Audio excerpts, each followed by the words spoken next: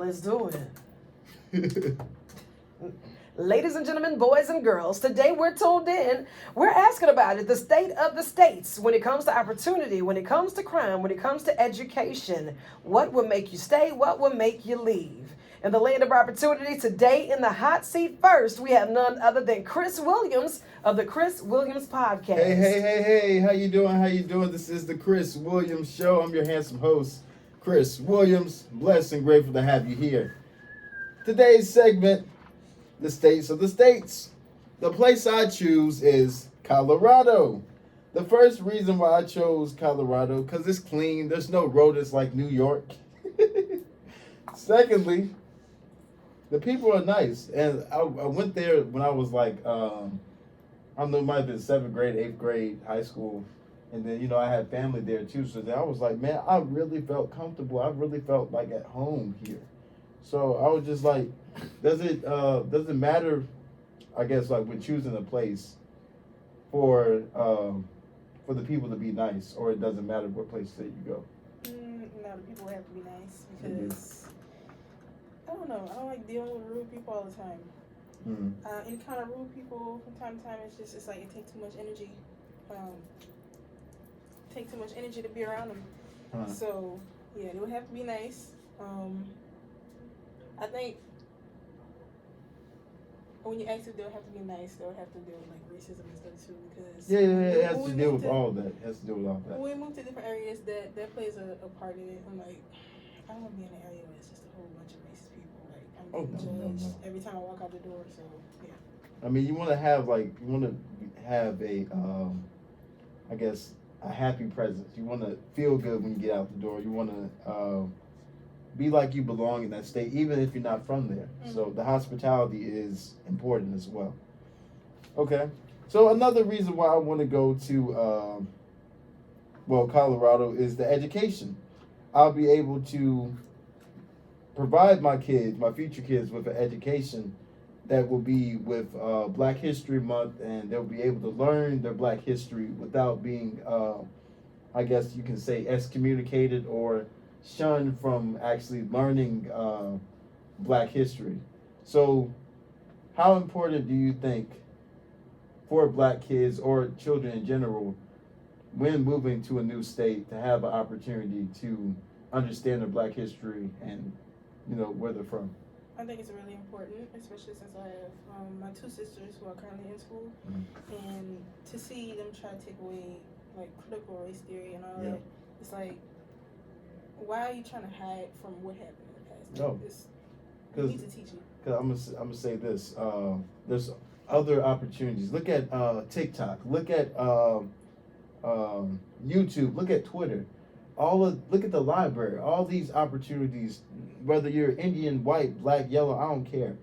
They're all opportunities where kids are curious and they have the opportunity to pick up a book. Oh, it's about Dr. King. And then they find out what the grandparents did. They're like, okay, why am I treating my friends so terribly? So it's like, man, as long as they try to keep hiding this, as long as people like Ron DeSantis, the governor from Texas, tries to hide the BS saying critical race theory as such, the kids are going to find out one day. Right. They got too many sources. It's going to get out at some point. Too many sources, and it's a problem. And the only way that we can fix it is you just tell the kids. That's it. And my final reason that I want to go to Colorado is because it gives me an opportunity. It's number 13, an opportunity. And, I'm being a sports broadcaster, now commentating podcasters as myself and Southern University student. This actually gives me an opportunity to work with, the Denver Nuggets, semi-pro teams, soccer teams, all of those different parameters of sports. So you think, like, when you're moving to a new state, you have to actually love your job and love where you're at. Yeah, because moving to another state could possibly open up doors for more opportunities. You would be able to put your degree to use, right? Sitting there just having it and like you work in some entry level job that you don't really know nothing about. Like, so yeah. And then sometimes a lot of people they'll move to a new state and then it's like, oh, I have this job, but then I graduate in this major, but then I don't like it. I hate it. I hate my boss. I hate these things. So I really think it's important to love the things that you do. Right. This is the Chris Williams Podcast. God bless. See y'all later. Peace. Awesome job. Chris Williams with the Chris Williams Podcast, telling us that his ranked state will be that of Colorado. Listening because of the hospitality, where friendliness clearly matters. Education is always key in the land of opportunity to let it be heard and to put him to work. Okay, nuggets. He just dropped a nugget for you. Now, coming up next in the hot seat on the tan line, we're going to check in with none other than Michaela with Michaela's Hotline.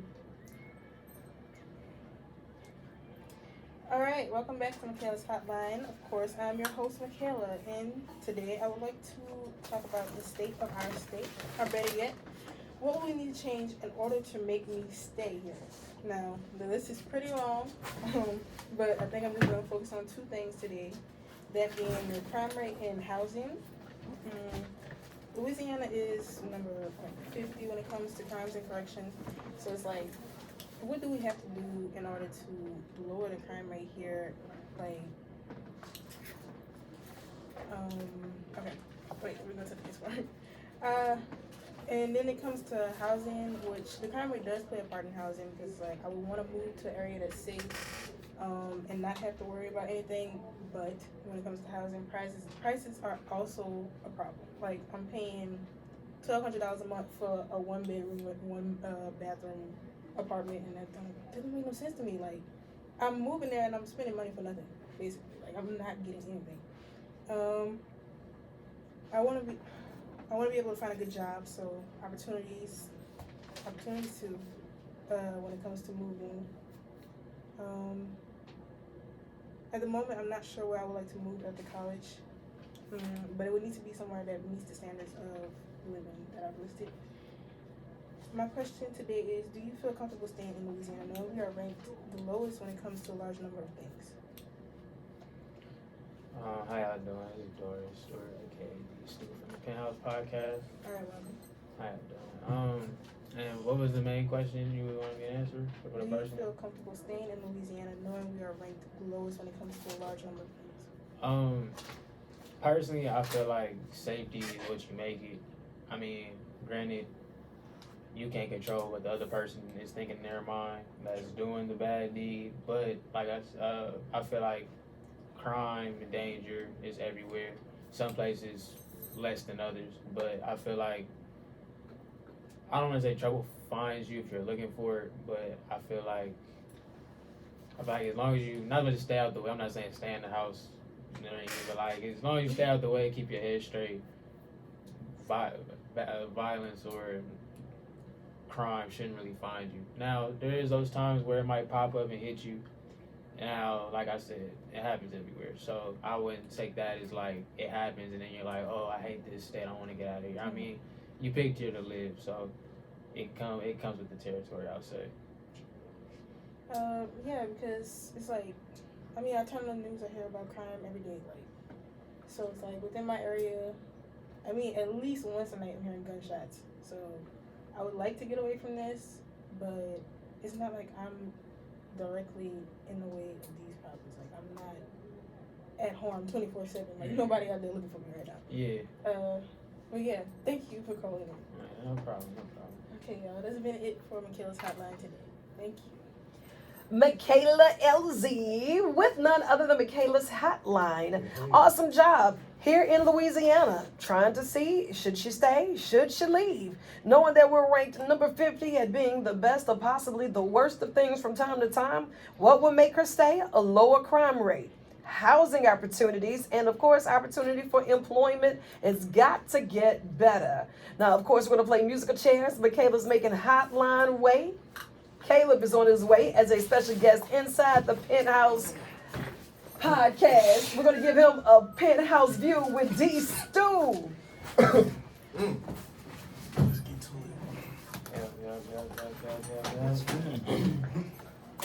Thank you. How y'all doing today? Welcome to the Penthouse Podcast. It's your host, D. Stu, here with my sometimes co-host, Caleb, aka Kays. Yo. So today's topic is the land of opportunity. Now, being a kid who grew up on both sides of LA, which is Los Angeles and Louisiana, I personally had a first-hand experience with both city life and country life.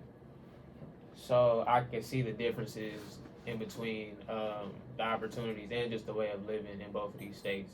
In California, it's more fast-paced. There's something always going on. There's more opportunities for jobs. It's more, it's something for everybody, I'll say. Like, you're not going to come to LA and not do anything unless that's just the route you take. Now, when you look at the rankings, though, California's last in opportunity.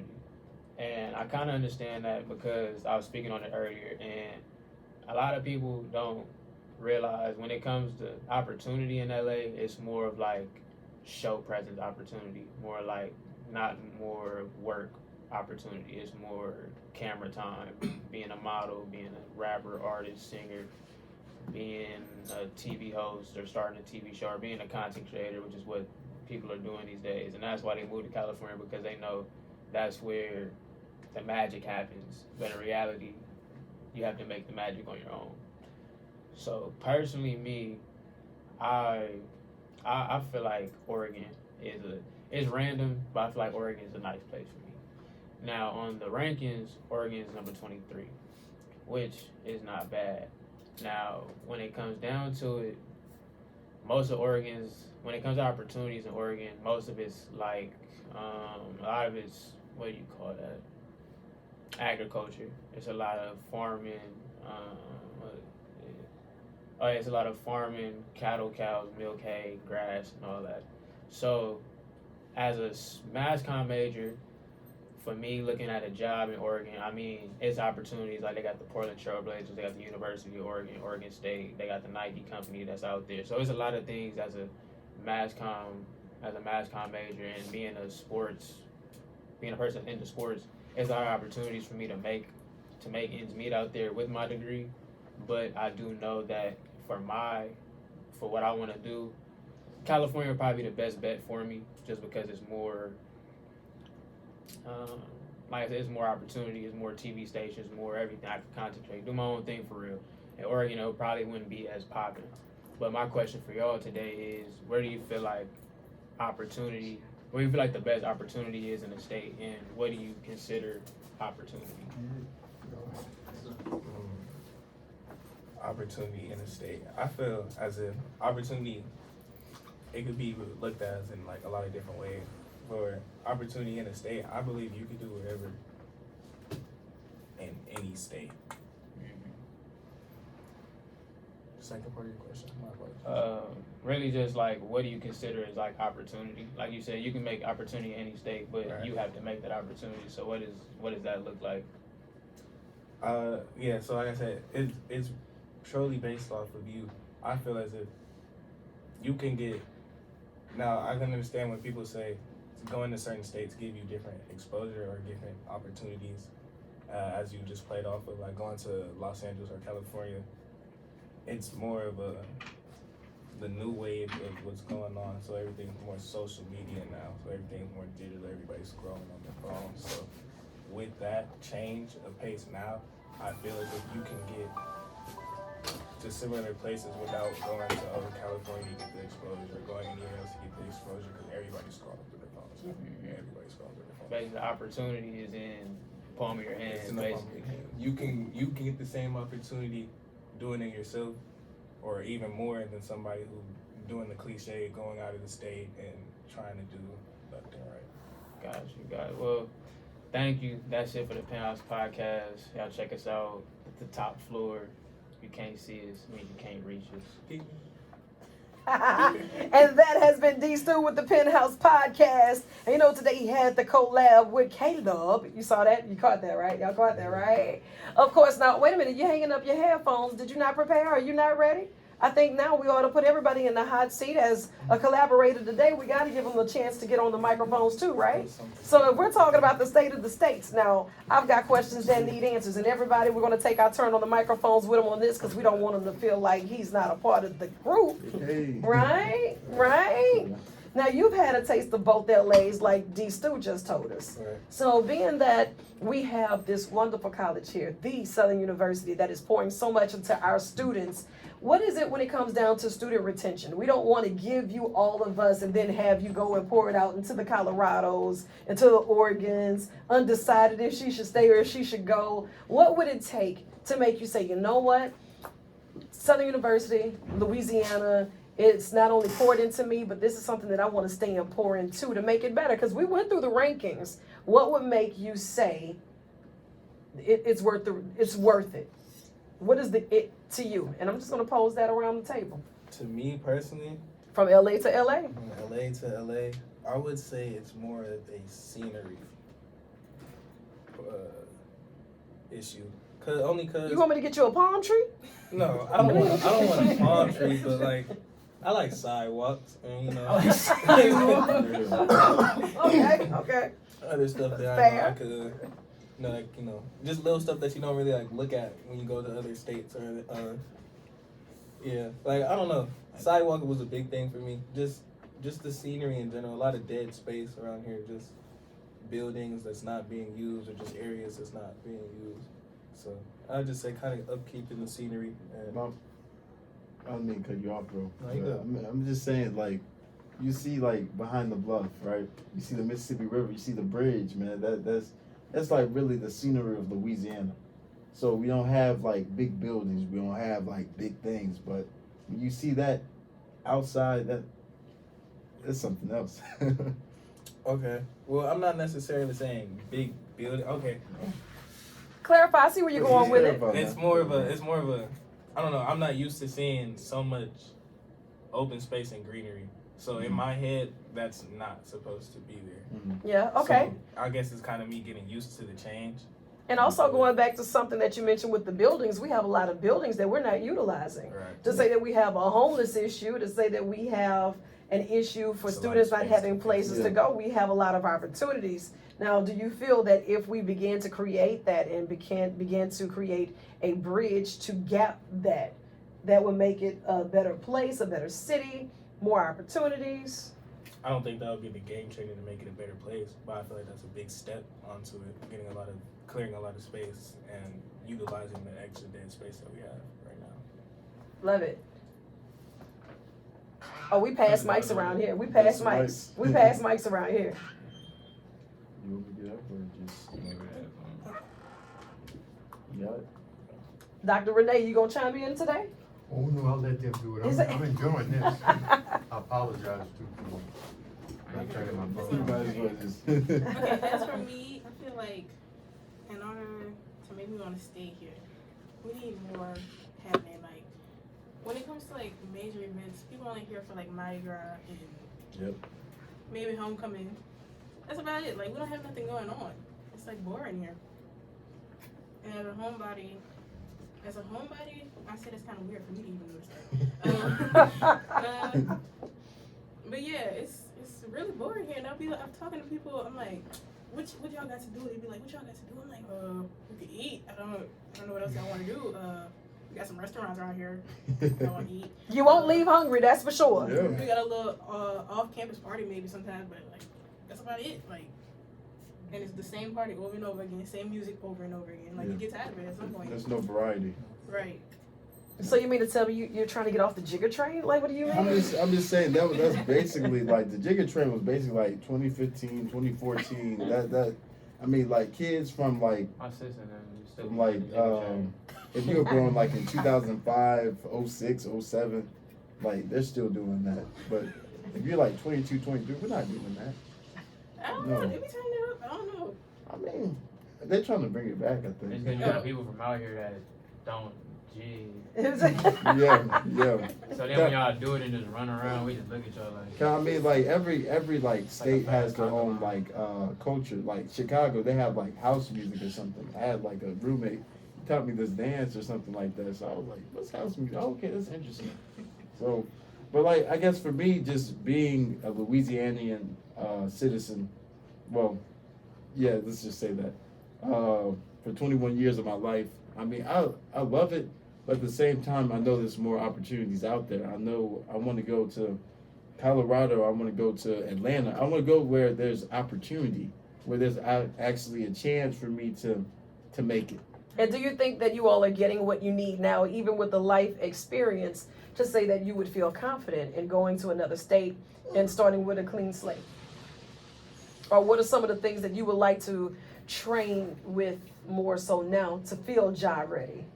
I'm gonna say just like learning from like that state, or like learning their routine or something like that, like how fast they move, or like how fast the people move or something like that. But I feel like any place I go, I'm gonna be comfortable in. I just have to be in the right place at the right time.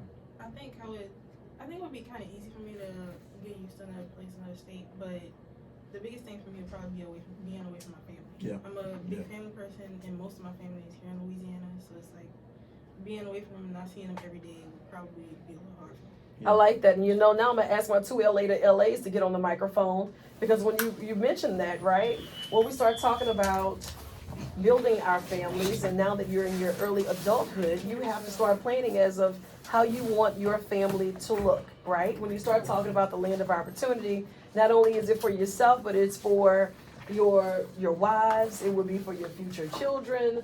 What are some of the things from one LA to the next, or from wherever it is that you plan to go, now that you're in your early adulthood years? Nurturing ground is where you are. What are some of the things that you really want to be able to place your roots in, to say that this will be your family ties moving forward? Because Michaela said it'll be hard for her to leave because her family is here. Well, for me, I actually have a lot of family out here, so this is really like my second home. Fourth generation Southern student. It's like, for me, I feel like I could go either place. Like, the plan when I graduated high school was for my family to move back out here. But some things happened and plans got detoured, got delayed. So we probably gonna be living out here pretty soon.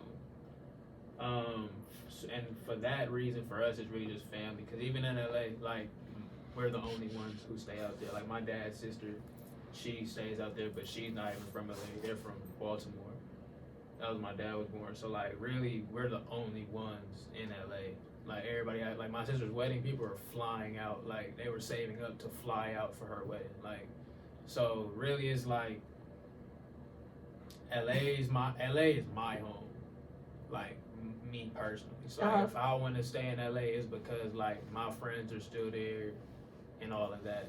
I'm not saying much as, like, I don't care about, like, my job or anything, but like you said earlier, the opportunity is where you make it. Like, you make your own opportunity. It don't matter where you're at. Now, granted, some places have better outlets, better networks, but I feel like you said, I'm comfortable anywhere. Family for me is really just wherever my parents are, for real, because most of our family is out here, and that's really why they want to move back out here, because their siblings, my mom's sisters and brothers are getting old, my dad's cousins are getting old, and they really just want to spend that time together, because for 20-some years, 30-some years, my sister's 30, we've kind of just haven't been around.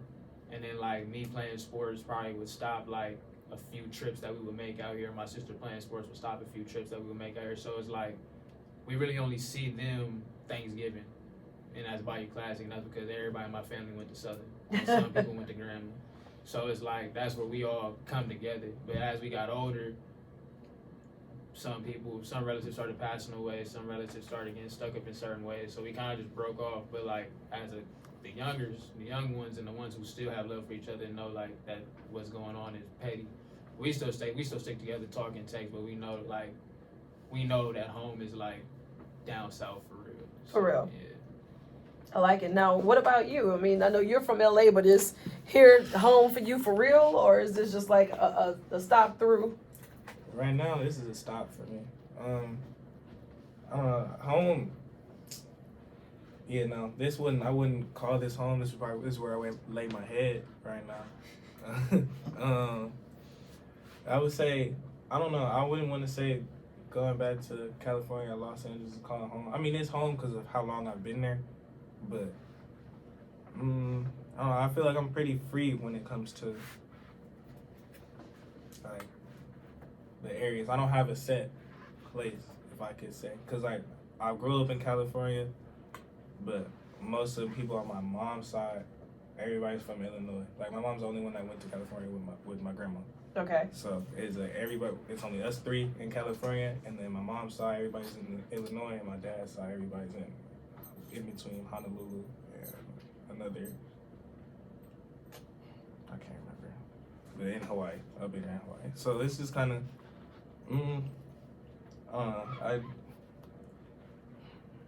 I'm at a loss. Yeah.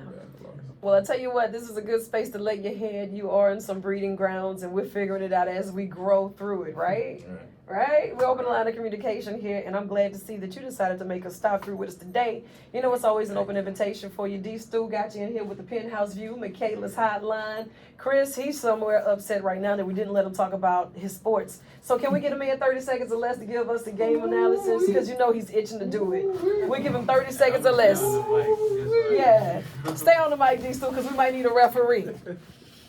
So, did the man just warm up? Did you see that? I'm warmed up. I'm ready. I don't know if he's boxing or what. So, here it is, Southern University. We had the first overtime in 10 years, and we pulled off that miraculous win. Then we go out here to Mississippi with them Alcorn. Oh, Got yeah. demolished. And you know, playing Cherokee. But here's the thing, though. That's the game that I needed us to win. All of my daddy's family went to Alcorn, so it was just Braves this, Braves that, Braves. I was like, nah, let's go Jags. I've been talking trash all week. All week. You know what we won? 0 quarter, halftime, and 5th quarter. Thank you to the human jukebox. Because when it comes down to the 50-yard line, man, go ahead and just give me a recap as of what happened and how do we clean it up for the last home game against, who was that, Prairie View? Yeah. They coming down here on the 11th, Saturday? Yeah. All right, cool. So, but you know what? Are you coming to the Battle of the Bands on that Sunday? I got you on tickets if you're coming. I come back. That's my sister. Oh, that's right. That's right. That's right. Well, you're missing it for a great cause. Yeah. Shout out to them real quick. Yeah. Sabrina and Derek Tisdom, 2023.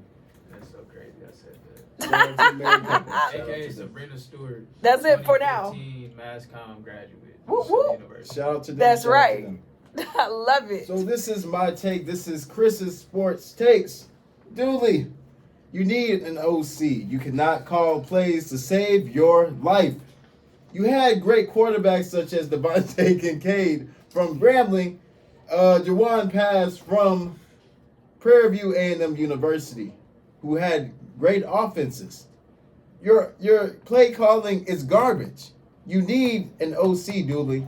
I'm so tired of the excuses. I think it was on WAFB. You're saying, "Oh, we'll get him next time." I don't want to hear it next time. You might not be the coach next time, so I'm gonna need you to pick up your big boy pants up, and do something. Gucci pants up, and make some adjustments, because that was ridiculous. Now, when you say adjustments, break it down for me, because I'm watching the game and all I know is touchdown. When you say adjustments, what do you mean? Get the wide receivers involved. We have we got weapons. No, that's like, what we need. We need the Lord. Yeah, yes we do. Yes we do. Always. We have wide receiver August Petrie, Chandler Whitfield, Gary Quarles, Kendrick Grimes, a dog, 5 touchdowns, like 500 yards, rushing yards. We have all these weapons, but we don't use them. And Dooley only does basic plays like run plays. I know I'm kind of spinning. I'm sorry, but he does basic. He does basic run plays. So, and then it's like when he keeps on doing the play, it's so continuous. It's not good. And also, Harold Blood needs to stop holding on to the ball too long. He was 12 out of 22 passing yards, 57% completions. It was kind of an improvement, but it was not. He was sacked 5 times, 2 interceptions. Wait, sacked 5 times in this game? Yes. Oh. 5 times, 2 interceptions. I don't know if there needs to be a quarterback change or what, or Dooley's just not implementing the plays for for Harold to succeed. Okay, so let me ask you this. How do we turn it around? Because we need to turn it around. Now, not only do we need to turn it around to get the win going into this Bayou Classic, but if we do not win 11-11, now we already know that we are accustomed to winning. Yeah. We don't want to go out there to Bayou Classic just for the Battle of the Bands, just for the Greek show. We want to go to the game. Of course we But do. we only show up when we think we have a chance of winning. So how do we Yeah. turn that around to get some hope of a win? Because First- any given day, any First, given day is anybody's game, right? yeah. Like, So in all fairness to Dooley and his team and everybody else, we were both 5-3 going into this game. So it was Yeah, we were. anybody's toss-up. yeah, it is. All right, so how are we sizing up against Prairie View? How we sizing up against Prairie View? First, Dooley, throw your plays in the Mississippi River or burn them, or give it to somebody else. During the offseason, you need to get a hot shot OC from either the Sun Belt or somebody who's got that it factor, who knows what. Yes, what Stu said, that dog in them, who knows what they're doing with the plays. Because him calling the plays is just going to ruin and destroy the team as a whole on defense and offense. So if he gets his hands off the plays and actually be a motivator for the team and be a general for the team, we have a chance. But that's not going to happen because Dooley's stubborn. He's going to do Do you think he's stressed out right now because he has dual roles? That's a lot of stress on somebody. So he's not having anybody to bump those OC ideas off of because he is the guy that he That's would his typically fault. jump. Oh. That's his fault. I tried to say to him, I ain't know. I was That's trying. his I was trying to help. I was trying to help. I ain't know. Because a little birdie told me that the administration got him for cheap.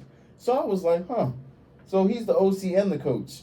So I'm like, man, Now, is that odd or is that not? it is odd. Oh, okay. It is odd. You're taking this man for cheap. This man is. Now that's according to a birdie. We don't know. Yeah. No. Allegedly. Allegedly. But he says he's an offensive guru. He's not. You can't call plays to save your life, man. I'm sorry. Hey, I'll be the guy to be your OC. Let me take off my fan hat, put on the coach's hat, and I'll be the coach for the day. We might need you for 11-11. Yeah. Personally, I feel like after hearing the rants that Chris Williams. You talking about on text He message giving in the out group all text the or group players? Yeah. Play by play. Personally, Yeah. like, from what I'm hearing, this seems like a wannabe Dion. Oh. And I say that because it's like he wants to flash in lights. Because I'm not gonna lie, preseason I thought Southern was gonna not lose a game. We had the greatest media day. Dooley Gucci suits at the conference. Yeah. Got the guys looking sharp, fresh. They all looking Yeah. clean. I'm loving it. I'm letting And a round of we getting applause beat. for that. The morale is up. And we getting beat 42-0, Oh. or 42-21 Oh. against Alcorn. Now Yeah. I get it. The swag, I ain't gonna lie. The swag has a great team. Every team every year surprises everybody. Oh, Yeah. I'm not gonna lie. Oh, yeah. And One we have year- been surprised One year this we season. might We have smack been Alcorn. The surprised. next year they'll smack us. That just happened. Yeah. So really, I feel like it's like the Dion effect. All the coaches kind of want to get that limelight, so they could put their players in the limelight. But they gotta remember, this is for the players. This is not for you. Now, when it comes to him being the OC and the head coach, that does put a lot of pressure on him because you're putting pressure on yourself as the showman, as trying to get everybody hyped, trying to look nice, everybody looks sharp. You're putting pressure on yourself as the OC because if you losing, it's because we not getting in the end zone, which means it's your plays that Yep. aren't working. Yep. And I also feel like it's the ego thing, you know? Like Say it ain't wanna so. I want to be that guy. I And a like lot of- Dion. you're not that guy, pal. But You're I'm not just that saying, guy. Dion has lost some games, but Dion has been that guy since he was in the womb. Now, do you think that we take accountability when we don't have the plays go in the direction that we want them to? Because I think that the fans, we do expect to win, but the coach and the team, in all fairness, expect to And win then there's too. another thing about plays. Like when it comes down to plays, plays are what make the game work. But Yeah. it's the player. The plays don't make the player makes the plays. Yeah. So that being said, if nobody's open, that don't mean just throw it up or just tuck it. It means run. Yeah. Run the ball. Harold, I know you got some fast feet under you. Just take off, see what that does. Now, Oh, yeah. sometimes players don't want to do that because the coach might have a set playbook, and he's like, if I say throw it to X, I say throw it to wide, throw it to wide. Now I know how that is, so that's probably what he's probably going under, and it's probably one of those like, oh yeah, like you can do what you want, but you really can't do what you want. Yeah. And I'm kind of seeing that because in some plays, Harold be in the limelight, he be looking like next kid Michael knew. Vick, bro. Next He kid in knew his Michael own. Vick. Yeah. The next day he looking like, who shot John? Who is this? So it's like, it's really it's really, do you have the heart Number to 10. win? Because Yeah. at the end of the day, you're gonna do what you're gonna do. But when you see that scoreboard, it's no more. All right, y'all, let's run this play. It's let's get in the end zone. We're not running plays. We about to play ball. And I'm gonna say this too. Just lastly, back in the day, I guess it was a year ago. But Sean McCray, 5'10", small, lanky quarterback, But Bubba was supposed to be the quarterback, but there was like some beef between the coach as well. And Bubba, word on the street said that Bubba, like he'll make audibles, but Bubba will be on the field and he'll see Now a play. That's a player that got that dog in him. Continue, but that's what we're talking about. It's really just like if you see something that's not working, change it. The coach, I'll tell you like this. This is what the coach told me before. Now I can't say what he exactly said. Walk us through it. Get us somewhere I'll tell you close what to he the said. sideline to the So, end zone. It was one game. My teammate shot a half-court shot for the end of the game. We was tied. Not even tied. We were losing. But he shot it too early. Now everybody's ragging on him, getting mad.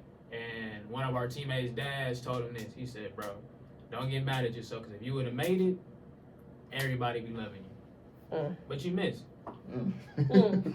So that's what happens. Wait. That's I'm what pretty sure I got a sound effect for that. Let me see. It's like, Yeah, that's you the win one. some, you lose some, but just know, as long as you make the play, they not gonna. He could get mad at you, but he can't get mad at a win. But make the play is all we got Yeah, to say. Yeah, because we really want things to turn around because Bayou Classic is the 50th. It's going to be big. It's going to be sensational. And we want to get the win. Oh, yeah. Of course, I'm looking forward to having you all back Wednesday. We'll be back with more. So we got Chris, the Chris Williams podcast. We got my girl Michaela with Michaela's Hotline. D's doing the podcast penthouse. And Caleb is just collabing, and I like it. Hey.